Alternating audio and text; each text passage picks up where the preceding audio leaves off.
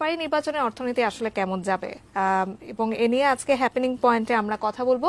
আজকে আমাদের সাথে অতিথি হিসেবে আছেন প্রফেসর সৈয়দ আহসানুল আলম পারভেজ, অর্থনীতি ও বিনিয়োগ বিশেষজ্ঞ। আপনাকে স্বাগত জানাচ্ছি আমাদের আয়োজনে। আপনার মাধ্যমে আপনাদের কোটি দর্শককে সালাম, শুভেচ্ছা। স্যার, আমরা একদম শুরুতে যদি বলতে চাই যে আমরা অনেক সময় রাজনীতি থেকে অর্থনীতিকে আলাদা করে দেখতে চেয়েছি, কিন্তু বাংলাদেশের মতো বিকাশমান অর্থনীতির দেশে রাজনীতি থেকে অর্থনীতিকে আলাদা করে দেখার কোনো সুযোগ আছে কি? আহ প্রথম কথা, আপনাদের ধারণাটা ভুল। সেটা হচ্ছে রাজনীতি থেকে অর্থনীতিকে আলাদা করে দেখাটা, এটার কোনো সুযোগ নেই। এটা তাত্ত্বিকভাবে ভুল ধারণা আমাদের। বরং আপনি এটা বলতে পারেন যে রাজনৈতিক সহিংসতা থেকে অর্থনীতিকে আলাদা করে রাখতে পেরেছে অনেক দেশ।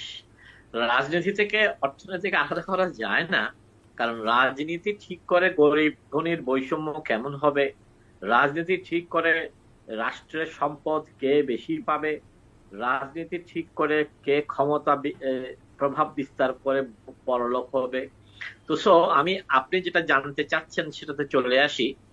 সেটা হচ্ছে ইলেকশনের তফসিল, আমাদের নির্বাচনের তফসিল ঘোষণা হয়ে গেছে। এটা তো আপনার রাজনীতির মাঠ সরগরম হয়েছে, এটা আপনি বলেছেন। এবং রাস্তাঘাট যদি আমরা দেখি তাহলে আমরা বুঝতে পারি যে রাজনীতির ব্যাপারে সহমত, জাতি সহমতে নেই, অসহযোগ দেখা যাচ্ছে। এই অসহযোগ কথাটা আসলেই কিন্তু অর্থনীতি ক্ষতিগ্রস্ত হয়। এবং অর্থনীতি ক্ষতিগ্রস্ত হওয়ার দুটো বড় বড় সেক্টর আছে। একটা হচ্ছে আভ্যন্তরীণ, আর একটা হচ্ছে আন্তর্জাতিক। আমি আন্তর্জাতিকটা শেষ করে দিচ্ছি 1 মিনিটে। সেটা হচ্ছে আন্তর্জাতিক কারণগুলো আমাদের যেহেতু নিয়ন্ত্রণের বাইরে, এটা নিয়ে আমরা বেশি কথা বলবো না। এটা আন্তর্জাতিক আপনার অর্থনীতির উপর নির্ভর করে। এখন ইউক্রেন রাশিয়া অঞ্চলে, মিডল ইস্টে যুদ্ধ হচ্ছে, সো ইউরোপ গরিব হচ্ছে। তো এগুলো তো আমাদের হাত নেই। এগুলোর ক্ষেত্রে আমি কি করতে হবে এটা পরে বলবো। কিন্তু দেশের মধ্যে যেখানে আমাদের হাত আছে সেখানে হচ্ছে যখন আপনার পরিবহন ব্যবস্থা ভঙ্গুর হয়ে যাবে, যখন মানুষজন, তখন সরাসরি কথা হচ্ছে উৎপাদন ব্যবস্থা ব্যাহত হবে, পরিবহন ব্যবস্থা ব্যাহত হবে, রপ্তানি ব্যাহত হবে, আমদানি ব্যাহত হবে। সব মিলে আপনি যা এক বাক্যে বলে শেষ করেছেন যে মূল্যস্ফীতি, আহ আমি এটাকে আরেকটু খারাপ ভাবে বলতে চাই, মূল্যস্ফীতি হলেও চলতো। কারণ মূল্যস্ফীতি হলে কেউ কষ্ট পায়, আর কেউ আঙ্গুল ফুলে কলা গাছ হয়, মানে অবৈধ অন্যায় ভাবে লাভ করে। বাট যেটা এখন হবে বলে আমি মনে করছি সেটা হচ্ছে আমাদের উৎপাদন ব্যবস্থা ভেঙে পড়বে। আমাদের উৎপাদন ব্যবস্থা যদি ভেঙে পড়ে, আমাদের পরিবহন ব্যবস্থা যদি ভেঙে পড়ে, তাহলে বাজারে পণ্যের সংকট দেখা যাবে। এবং এই সরকার নিজে স্বীকার করেছে যে আপনার খাদ্যের অভাব, একটি কৃত্রিম খাদ্যের অভাব সৃষ্টি হতে পারে। তো আমি যদি এখনই বলতে চাই যে আমাদের কি করা উচিত, আমি এক বাক্যে, আমি এটা সরকারের বাংলাদেশ ব্যাংকের গভর্নরও অত্যন্ত খোলামেলা ভাবে আলাপ করেছে। আমি আপনাদের মাধ্যমে সুযোগ পেয়েছি বলে আমি মাননীয় প্রধানমন্ত্রীর দৃষ্টি আকর্ষণ করব একটু শেষে।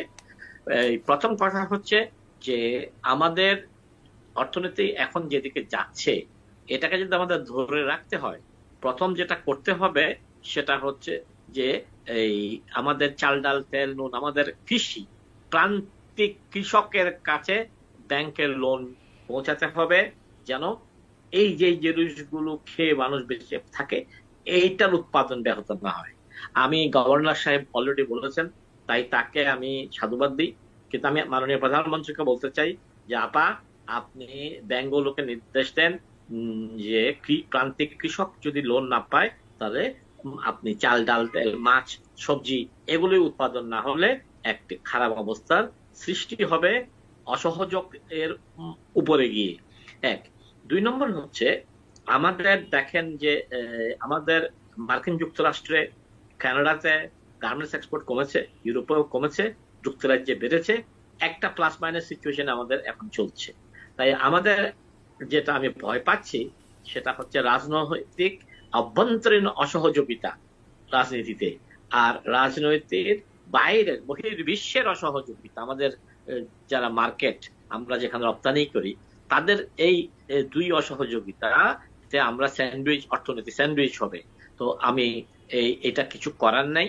তো এটা করতে গেলে যেটা আমাদের এখন করতে হবে, সেটা গার্মেন্টস অলরেডি মুখে বলছেন, সিদ্দিক ভাই বা লিডাররা ফাঁকাফাঁকি না করে আপনারা নতুন বাজারের সন্ধান করেন, যেন কোনো কোনো মার্কেট আপনাদেরকে অসহযোগিতা করলে আপনারা নতুন বাজারে যেতে পারেন। স্যার, পোশাক রেমিটেন্সের খাতের কথা কথা যদি আপনি আমি না বলি, বলছিলেন, পোশাক খাতের কথা যেহেতু বলছিলেন, আমি একটু যোগ করতে চাই যে কিছুদিন আগেও কিন্তু আমরা যে পোশাক শ্রমিকদের সর্বনিম্ন মজুরি নিয়ে পোশাক খাতে অস্থিতিশীলতা দেখেছি, এবং যেটা একটা মজুরি নির্ধারণ করে দেওয়া হয়েছে, ইতিমধ্যেই তা গেজেট আকারে প্রকাশ করার ব্যবস্থা করা হয়েছে। এই প্রসঙ্গে আপনার মতামত আসলে আমি জানতে চাই, কারণ পোশাক খাতে কিন্তু নানাবিধ এই যে বিদেশিদের কথাও চলে আসছে। আচ্ছা দেখেন, এই পোশাক খাতে অত্যন্ত সংক্ষিপ্ত কথা বলি। এটা হচ্ছে আপনি ঠিক ন্যায়পরায়ণ কথা এখানে বলতে পারবেন না। কারণ হচ্ছে এই যেটা যেটা মালিকদের জন্য ভালো এটা শ্রমিকদের জন্য খারাপ, যেটা শ্রমিকদের জন্য ভালো এটা মালিকদের জন্য খারাপ। এটা বলা হয়ে থাকে যে আগে তারা যে বেতন পেত এটা তো একেবারেই গ্রহণযোগ্য না। এখন 12,500 টাকা যেটা দেওয়া হবে বলছে, এটার সাথে আমি একমত নই। আমি মনে করি যে ওরা যেটা চাচ্ছে 25,000 টাকা বা 20,000 টাকা, এটা যদি দেয় তাহলে গার্মেন্টস ইন্ডাস্ট্রি বন্ধ হয়ে যাবে। সো এই এই দর কষাকষিতে জিনিসটা 15,000 টাকা হলে গার্মেন্টস মেয়েরা খেয়ে পরে বাঁচতে পারবে। সেটাই প্রধানমন্ত্রীর কাছে আমার সুপারিশ, যে ঘোলা পানিতে যেন কেউ মাছ শিকার করতে না পারে। শ্রমিকদের ন্যায় ন্যায় আমি বলবো না, শ্রমিকরা একটু বেশিই চাইবে, মালিকরা একটু কম দিতে চাইবে। মালিকরা সব আমার বন্ধু। ওরা যখন আমাকে বলে যে ভাই ইন্ডাস্ট্রি বন্ধ হয়ে যাবে, আমি বলেছি ভাই তুমি গুলশানের বাড়িটা আমার আগে করলে কি করে, তারপর 4টা চালা উঠতো। তাহলে এই যে মানসিকতা যে আমার গার্মেন্টস নিয়ে শ্রমিক নিষ্পেষিত হবে আর আমি অনেকগুলো প্রাণও চালাবো, এটার থেকে বেরিয়ে এসে একটা লিভ এন্ড লেট লিভ, যে শ্রমিকরাও বাঁচুক।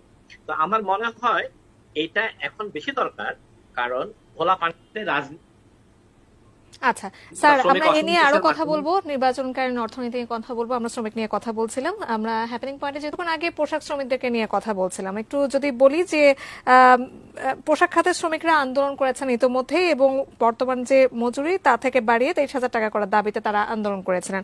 এবং রাজনৈতিক সহিংসতা, এরই মধ্যে পুলিশ সহ প্রায় 10 জন এবং শ্রমিক অসন্তোষ অন্তত 2 জন নিহত হয়েছেন, সে খবর আমরা আপনাদেরকে দিয়েছি। এবং শ্রমিক আন্দোলনের ফলে এবং শ্রমিক অসন্তোষের ফলে যেমন প্রোডাকশন বন্ধ হয়ে যাচ্ছে, ঠিক তেমনি এলসি বন্ধ, জটিলতা তো আছেই, রপ্তানিতে বাধা আছে শ্রমিক অসন্তোষের এই কারণে। এবং আসলে ভারসাম্যের কথা বলছিলেন আমাদের সম্মানিত অতিথি, নিশ্চয়ই আমার সঙ্গে এই মুহূর্তে আছেন। এই প্রসঙ্গে আসলে উত্তরণের কি উপায় এখন সেটা জানতে চাই। স্যার, আমাকে শুনতে পাচ্ছেন? আপনাকে যদি আমি একটা সন্দেশ দেই, দিয়ে বলি এটা ভাগ করেন সমান 2 ভাগে, পারবেন না, একটু এদিক সেদিক হবে। তো আমার ধারণা হচ্ছে যে এই নির্বাচনকালীন সময়ে যেন গার্মেন্টস শ্রমিকদেরকে নিয়ে ঘোলা পানি থেকে মাছ শিকার করতে না পারে, তাই তাদের চাহিদা 23-25,000 টাকা, এটা যৌক্তিক নয়। এট দ্য সেম টাইম 12,500 টাকা তো আমি যৌক্তিক মনে করি না। আমি মনে করি প্রধানমন্ত্রী এখানে একটা ফায়সালা দিয়ে দিতে পারেন যে 15,000।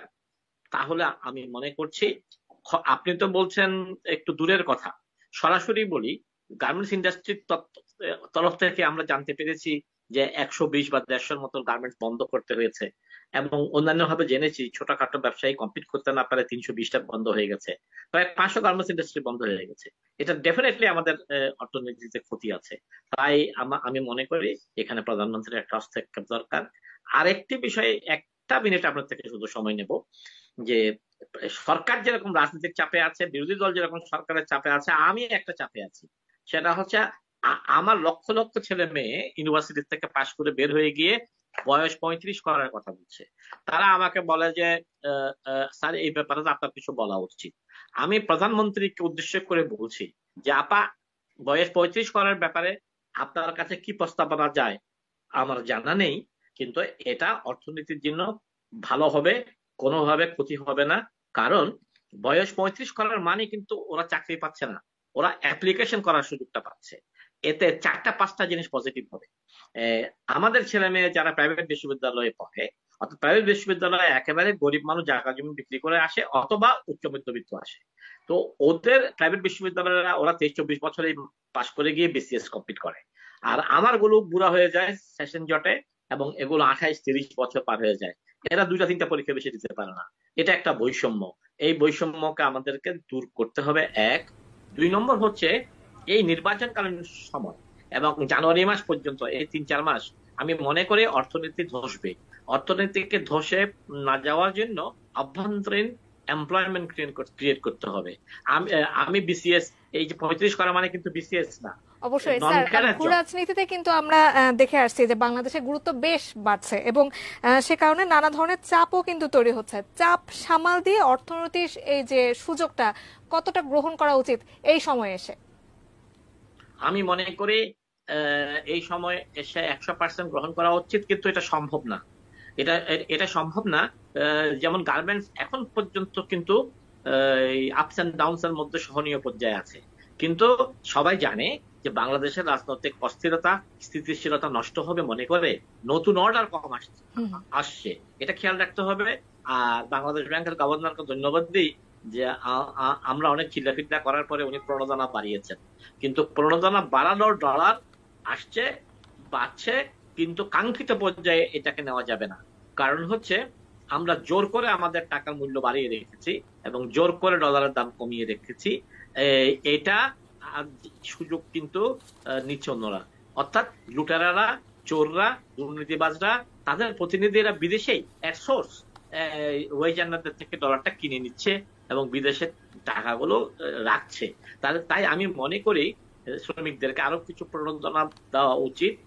আর আপনি হয়তো প্রশ্ন করবেন ডলারের দাম বাড়লে কি বলে জিনিসপত্রের দাম বাড়বে। নো নো নো নো, আমি গরিবের অর্থনীতিবিদ। যে ডলারের দাম বৃদ্ধি পেলে আপনার যেগুলো কনজিউমার আইটেম, আমাদের ধরেন চাল ডাল তেল, যেগুলো পেঁয়াজ আলু যেগুলো আমরা ইম্পোর্ট করি, ওগুলোতে ট্যাক্স রেট কমিয়ে আমি সরকারকে বলবো যে ডলারের দাম না বাড়ালে ডলার আসবে না, আর ডলারের দাম বাড়লে জিনিসপত্রের দাম বাড়বে, এটা মিথ্যা কথা। কারণ তখন এই কয়েকটি আইটেমে, আমি চালের কথা বলি, পেঁয়াজের কথা বলি, আলুর কথা বলি, তেলের কথা বলি, যেগুলো খেয়ে মানুষ বেঁচে থাকে, এখান থেকে ট্যাক্স এন্ড ভ্যাট উইথড্র করা যায়, অর্থাৎ অ্যাডজাস্টমেন্ট করা যায়। আর বয়স 35 করার কথা বলছি এই জন্যই, আমাদের 28-30 লক্ষ ছেলে বেকার আছে, ওদেরকে একটা একটা করে চাকরি পাওয়ার সুযোগ করে দেওয়া, চাকরি দেওয়া নয়। এর কারণ হচ্ছে তারা শুধু অ্যাপ্লিকেশন করার জন্য সুযোগ পায়। তো এই হচ্ছে কথা। আর রেমিটেন্সের কথা আমি শেষ করেছি, আপনার কোনো প্রশ্ন থাকলে আমি খুশি হব উত্তর দিতে। অবশ্যই স্যার, দেশে যে বর্তমান পরিস্থিতি, এবং আমরা বিদেশিদের কথা বলছিলাম, আসলে তারা কিন্তু এই যে পোশাক যে শ্রমিক অসন্তোষ হয়েছে, সেখানেও কিন্তু তারা একটা ভিসা স্যাংশনের মতো একটা কথা বলেছে। এবং এই পর্যায়ে এসে আসলে বিনিয়োগকারী যারা আছে, বিদেশি বিনিয়োগকারী, তারা কতটা আসবে বলে মনে করেন বাংলাদেশে এই মুহূর্তে? আপনি চমৎকার কথা বলেছেন। আমি আপনাকে, যেহেতু একটু বুড়ো হয়েছি, শিক্ষক মানুষ, একটু ভুল ধরিয়ে দিই। এই যে আমরা বিদেশি বিদেশি কথাটা বলি, বা এটা কিন্তু একটা কমিউনাল কথা, অর্থাৎ আফ্রিকার লোকরা কারো, আমেরিকার লালটুস, বা ইন্ডিয়ার আরেক রকম। নো নো নো, আমরা দেশি বিদেশি এভাবে দেখি না। আপনি যে শব্দটা পরে বলেছেন, চমৎকার বলেছেন, যে বিনিয়োগকারী, এরা সব এখানে ইনভেস্টার। ওদের স্বার্থে আঘাত লাগলেই ওরা রাজনীতিতে হাত দেবে, ওদের স্বার্থে আঘাত না লাগলে ওরা কিছু বলবে না। ওরা 2014 সাল 18 তো বলে নাই, 14 তো বলে নাই। তাই আমার আমার অ্যাডভাইসটা এই জায়গায় হচ্ছে ওদেরকে ব্যবসায়ী হিসেবে মনে করা এবং ওদেরকে আশ্বস্ত করার জন্য যদি যা এখানে রাজনীতিতে যাই হোক সহিংসতাটা হবে না। এটা যদি এটা একটা পরিকল্পনা যে সরকারি শক্তি আর বেসরকারি শক্তি মিলে তাদেরকে আশ্বস্ত করবে, এটা আমি বিশ্বাস করতে পারি না। তাই আমি মনে করি যে এই যারা বিনিয়োগকারী, আমার বাসায় সেটা মার্কিন, ইউ, আমেরিকা, এনিওয়ার হতে পারে, ভারতীয়রা বাংলাদেশ নিয়ে এত চিন্তা করে কেন? কারণ ভারতের স্বার্থ, ভারতের ইনভেস্টমেন্ট এখানে প্রবল। এখন আমেরিকারও অনেক ইনভেস্টমেন্ট আছে, চায়নার আছে। তো সব মিলে আমরা একটি দারুণ চাপে আছি, আমাদের অর্থনীতি দারুণ চাপে আছে, আমাদের গরিব মানুষ দারুণ চাপে পড়বে। এবং আমি মাননীয় প্রধানমন্ত্রী বলতে চাই, দেশে থাকা দ্রব্যগুলোর উপরে ভ্যাট ট্যাক্স কমিয়ে দিয়ে, সাবসিডি উইথড্র করে বাজার মূল্যটাকে ঠিক রাখার নির্দেশ ওনাকেই দিতে হবে, কারণ উনার আন্ডার